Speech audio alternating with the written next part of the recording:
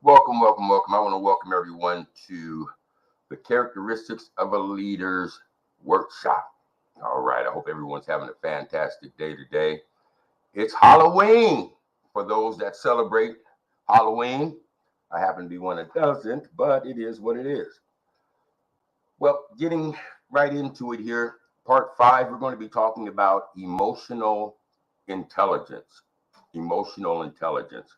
Last week, let's see, what did we talk about last week? Last week we talked about, let me go in this book here, developing effective communicational skills. So this week we're going to be talking about emotional intelligence. So I got a question for you. Do you control your emotions, or do they control you? What do I mean? When you get angry, do you react or do you respond? Because see, if you respond, you're controlling the emotion. You're giving time to be able to respond to whatever was stated or done in a healthy way. But when you react, you're reacting to the emotion. It hits the emotion and you react. That's like somebody throwing some hot grease on you and you just react. First thing you're going to say is, ah, you know what I'm saying? So what do? Do you control your emotions, or do your emotions control you? And that's basically the basics of what we're going to be talking about today. Because a lot of times we allow our emotions to control us. And what happens is we're coming back saying sorry. Sometimes we end up in jail. All kinds of things can happen when our emotions control us. So what is emotional intelligence? What's emotional intelligence? Emotional intelligence is the capacity to comprehend, utilize, and manage your emotions in a way that promotes effective communication, understanding, and solving problems, and diffuses conflicts.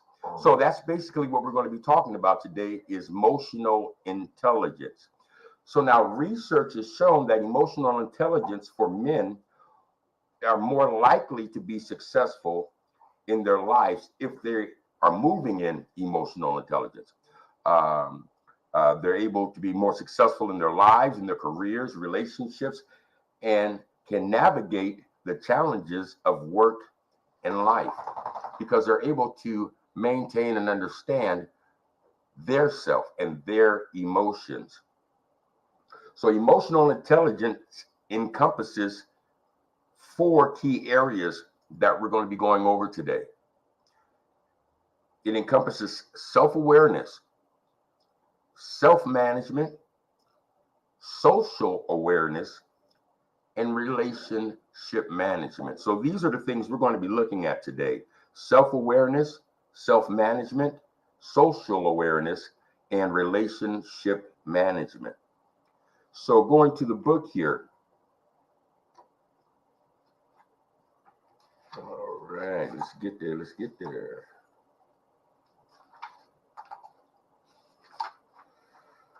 All right, so let's look at the definitions of all of these 4 key areas. Starting off with self-awareness. What is self-awareness? Self-awareness is the ability to be aware of and understand your own emotions. It includes recognizing your triggers, acknowledging your strengths and weaknesses, and being attuned to your own body cues. Because your body speaks as well as your mouth. The way that you stand, your stance, your facial expressions, all these things speak as well. Self-management. What is self-management? It's the ability to regulate your emotions and respond effectively to stressors. It involves managing impulsively, controlling your reactions, and setting boundaries. Impulsively, it says it involves managing impulsivity, okay, and controlling your emotions. That's a difficult thing to do at times, controlling your emotions, especially when you're dealing with someone you care about, you have feelings for, or you love. I always say if someone walked up to you and said, "What you got on is crazy," probably wouldn't matter too much. But someone you cared about, loved, told you that, it would hit you in an emotional place. So a lot of this has to deal with how close are you to the individual. Okay. How close are you to the individual? Next is social awareness. Social awareness. Now, this is the ability to read other people's emotions and understand how they might be feeling. In other words, you can read the room effectively and respond accordingly.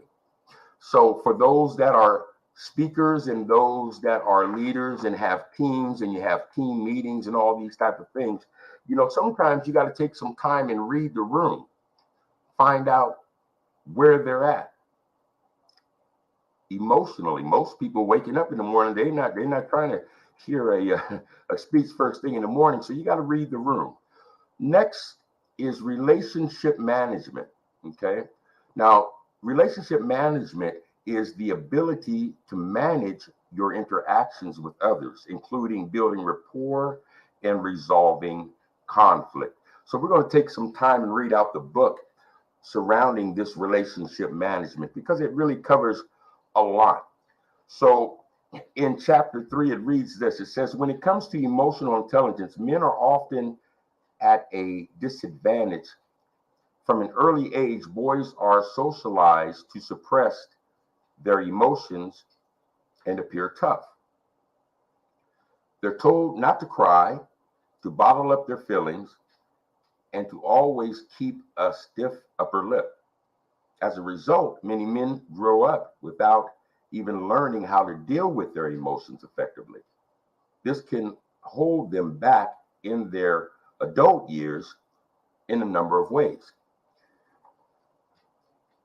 You may know some individuals that, when you say a certain thing or something they don't like and it hits them in their emotions, they react.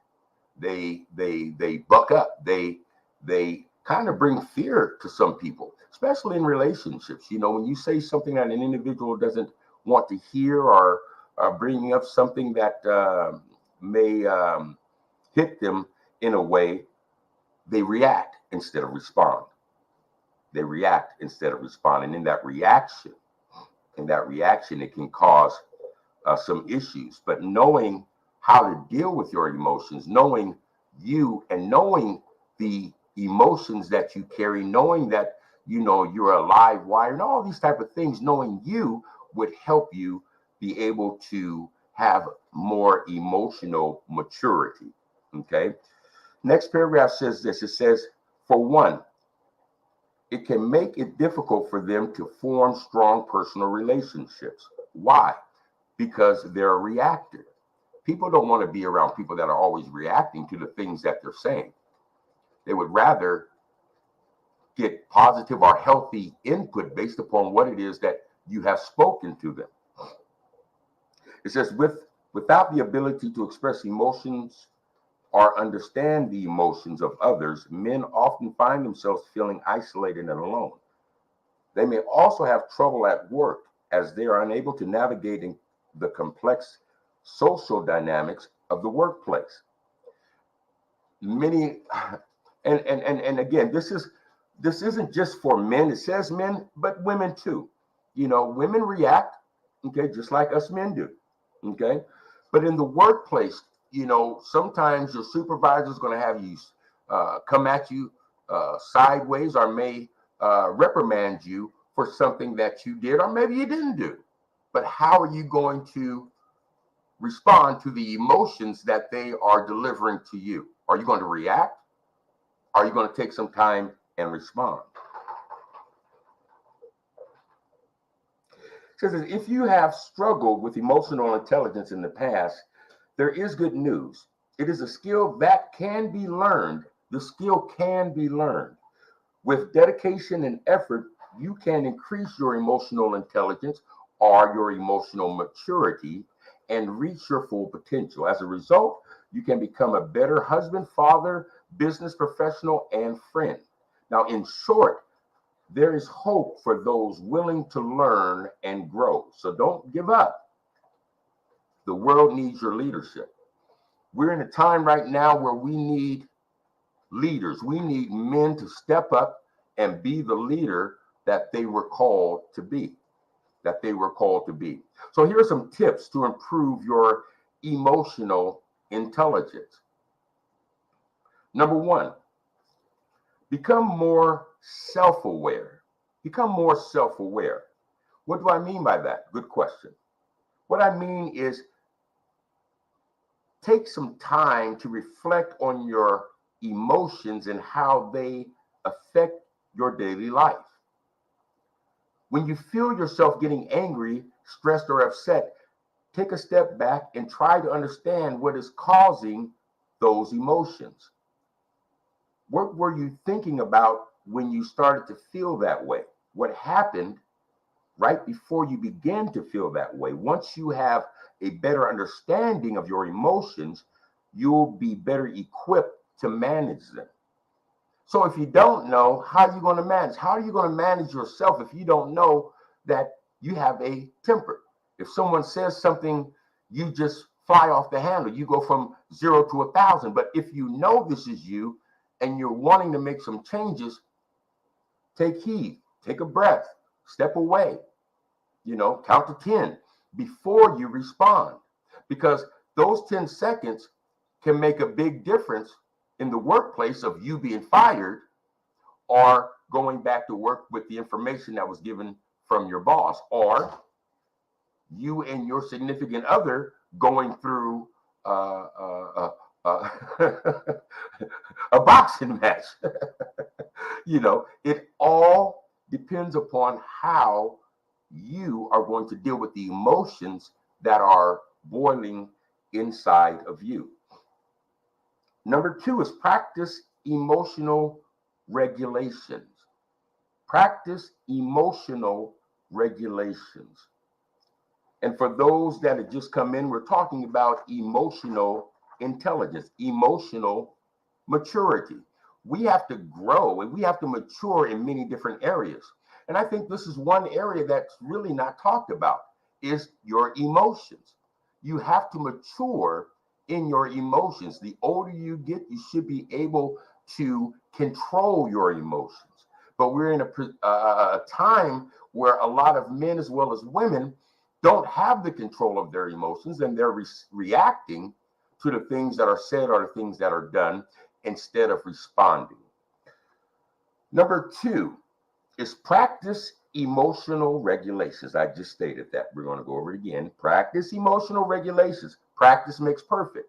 So when you start to feel overwhelmed by your emotions, take a few deep breaths and count to 10 before responding. This will help you to avoid saying or doing something you may later regret.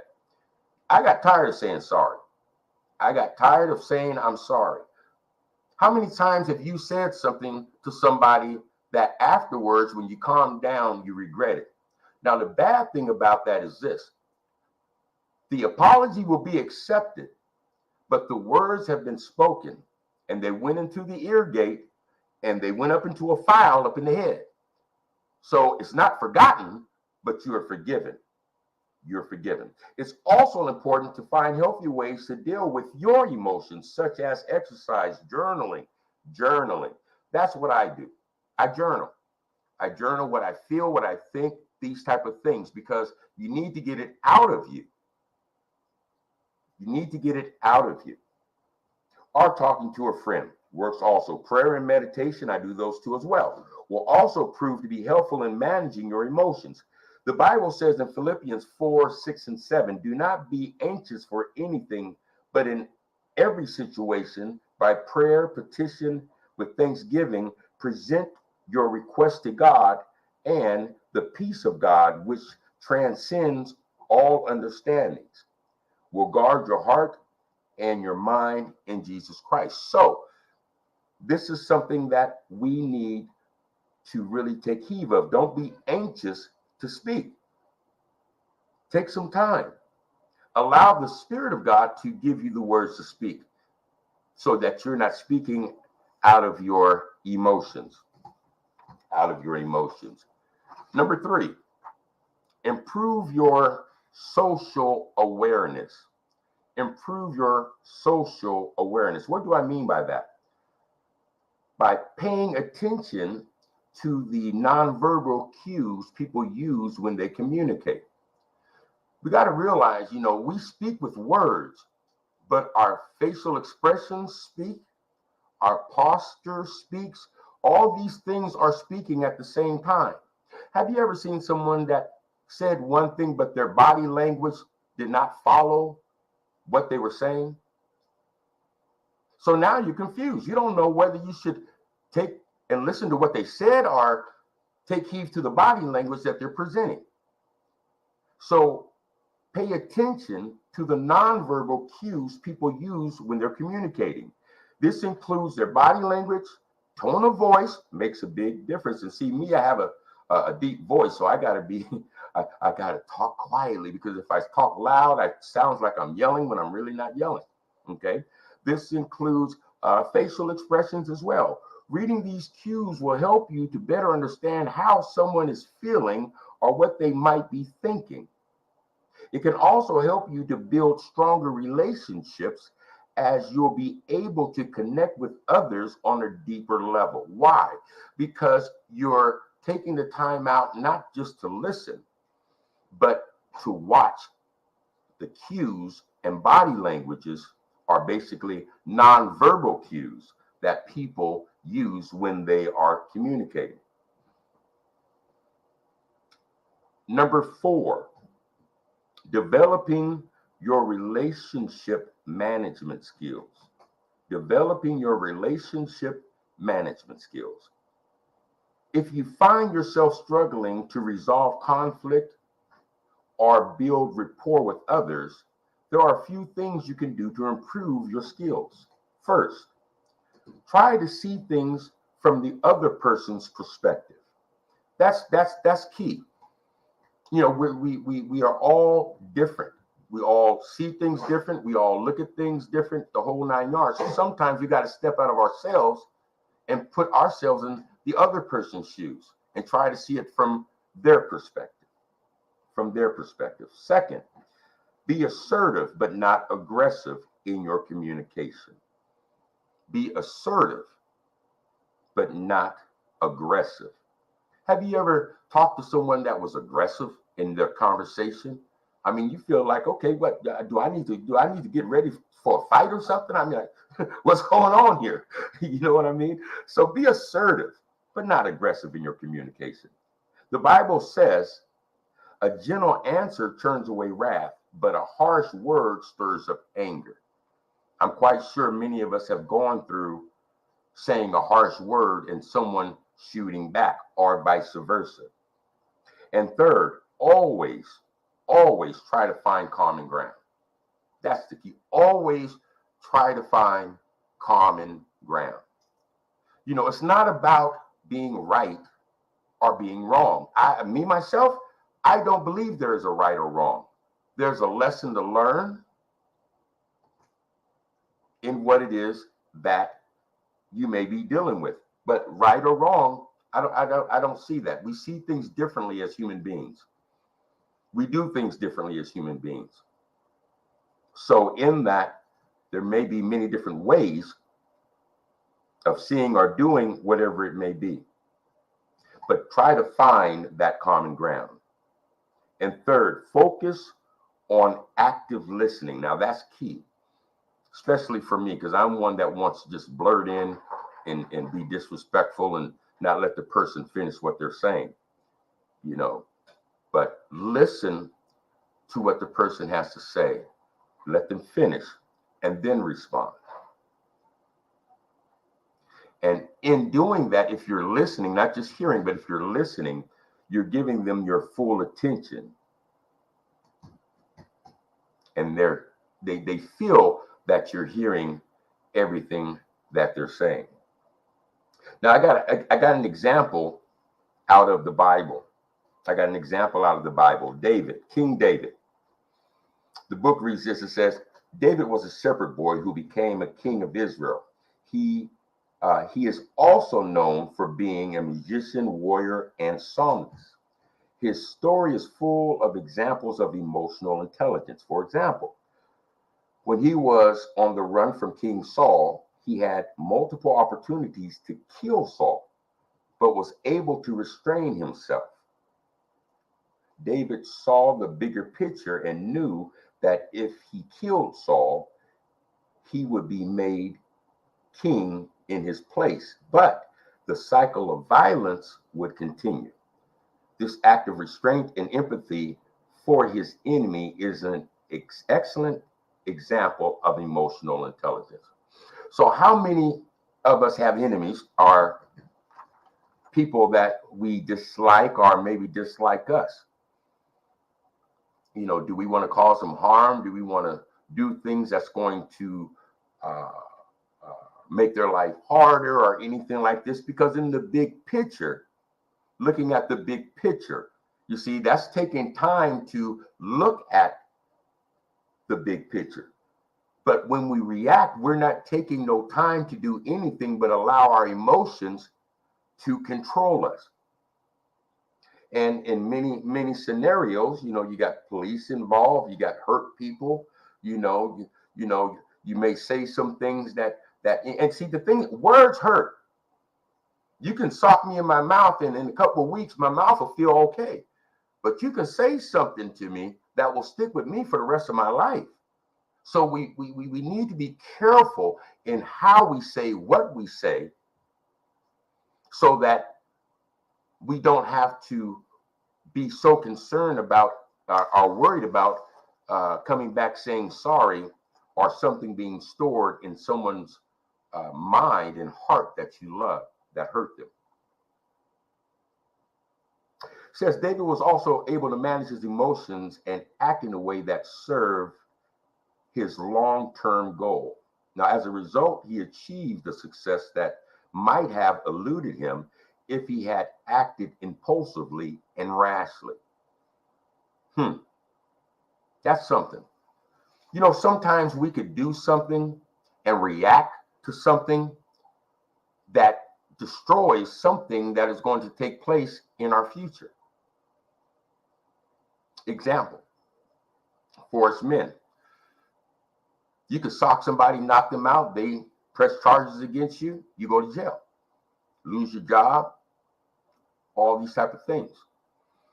The consequences, are they worth it? Are the consequences worth it?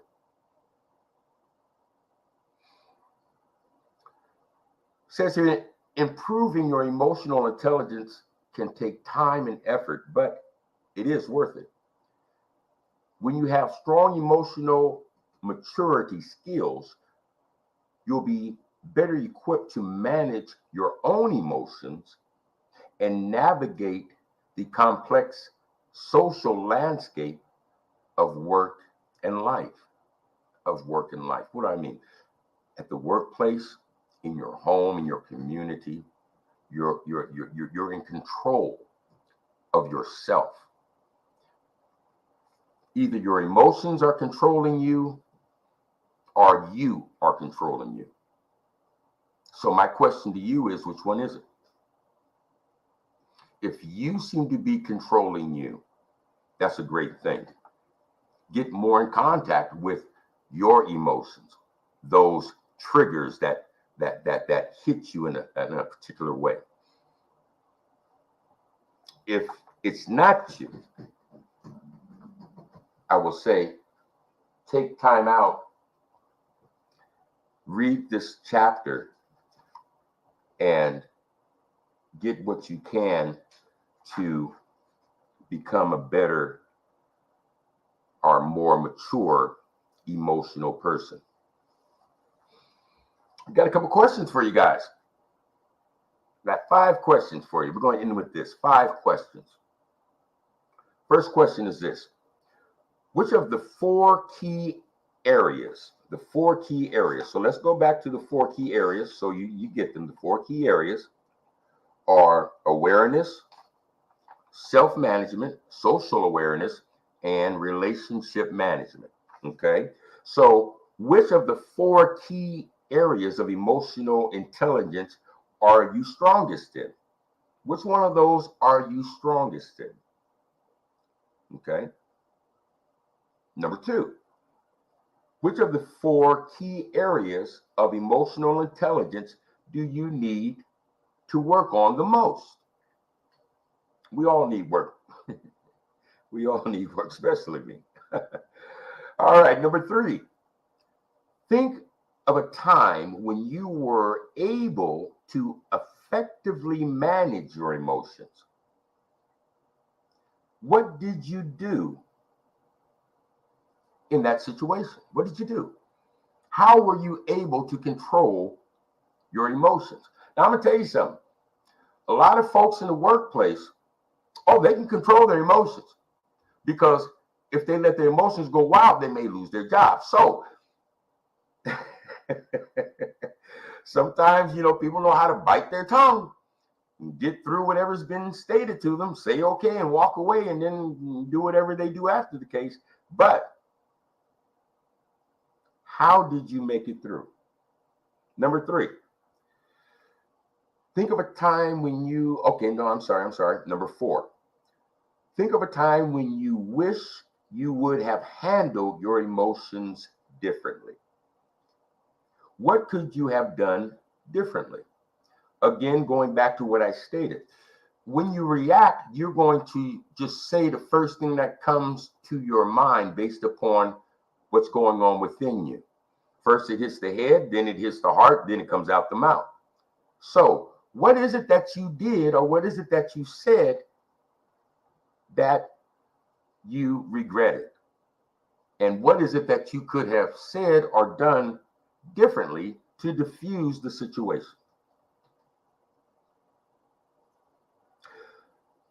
Last but not least, number five, what are some specific steps you can take to improve your emotional intelligence? What are some specific steps you could take to improve your emotional intelligence? These questions are in the back of my book. You see on the screen there, Characteristics of a Leader. So as you read the chapter, you're able to go back and look within yourself to see where it is that you can do better and take the tips and tools that are in that chapter, apply them, and I guarantee you'll see some changes going on in your life. All right, I told you guys that I want to keep this at about 30 minutes because it's a lot of information. You can always go back and look at the video on my YouTube channel or on Spotify.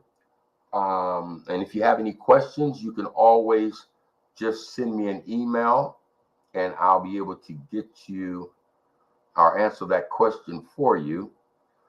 Well, it's not showing there. Let me take this thing off here so y'all can see where it is that y'all need to go. All right, where's that?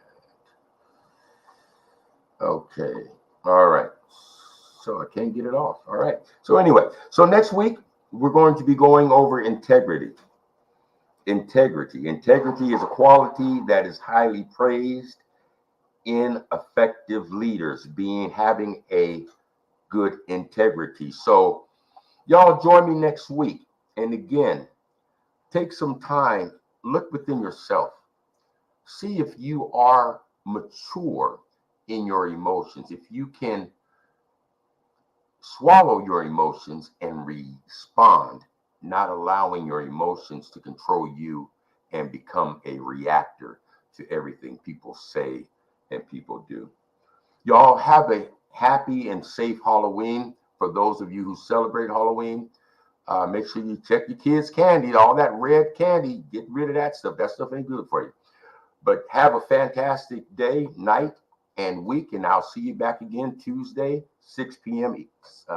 Pacific, 9 p.m. Eastern. Until then, God bless you. Peace.